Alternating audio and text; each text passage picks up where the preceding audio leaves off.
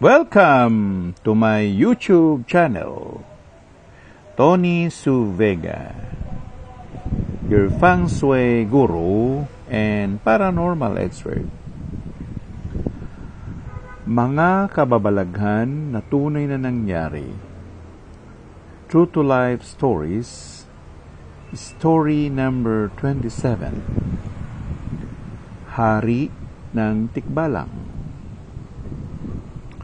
Mga taong 1998 naganap itong kwento ko.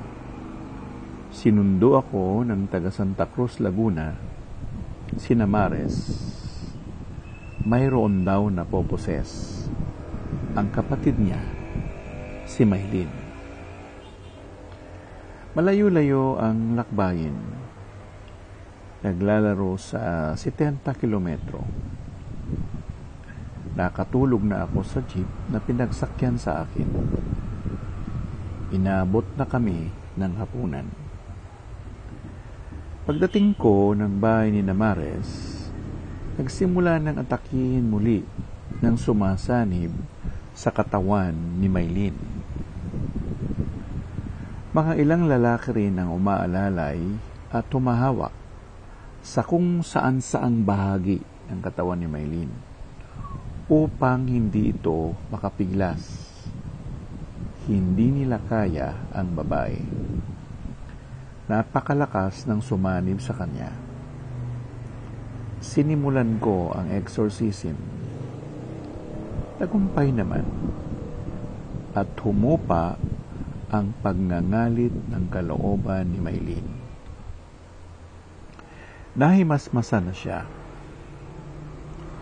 Inabot ako ng hating gabi kina Mares. Sabi niya, "Kuya, dito ka na matulog. Doon ka sa malaking kwarto.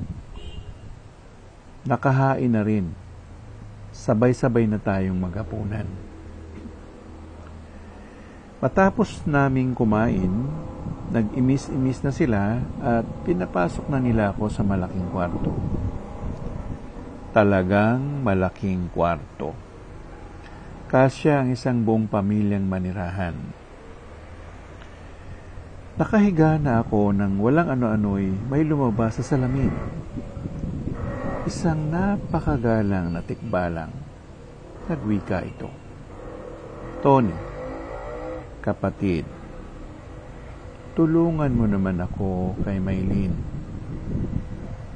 "Po? Ano po?" "Itulay mo ako kay Maylin." Hindi naman po kayo tao ah. Gusto ko si Maylin." "Dali po. Tatanungin ko po siya." Dali-dali akong lumabas ng silid at pinuntahan ko si Maylin at sinabi ko sa kanya na kinukursunada na siya ni Tatay Terong. Ayoko sa kanya. Matagal na ako nililigawan yan. Matagal ko na siyang tinanggihan. Bumalik ako sa silid at sinabi ko sa kanya, "Tatay Terong, ayaw daw po niya sa inyo. Kaya nga pinapalakad ko nga sa iyo at nagpapapadrino ako sa iyo. Diba? Sige po, gagawin ko po makakayanan ko." "Pambira, hindi mo ba mapapapayag na mahalin din niya ako? Lalakad ko po kayo." At nakatulog na nga ako at pagputok ng araw, nasa biyahe na muli kami at malwalhati naman kami nakarating sa bahay namin. Bumalik na rin si Namares papuntang Laguna. Nakalipas ang isang linggo, umahangos na bumalik sa amin si Mares. "Kuya, inatake na naman si Maylin." "Ha? Paano?" Doon, nagdesisyon ako na puntahan si Karyong. Isang albularyo na taga San Jose del Monte, Bulacan. 7 dahon ng atis, 7 dahon ng dayap, ibalot sa telang puti, tahiin at iperdible sa bahaging dibdib ni Maylin. natahimik na si Maylin. Nang mailagay na ang inihatol ni Karyong, north to south, south to north ang biyahe namin. Para kaming hilong-talilong, turumpong kangkarot. Makalipas ang isang buwan, nabalitaan ko kay Mares na nakakapanggamot na si Maylin.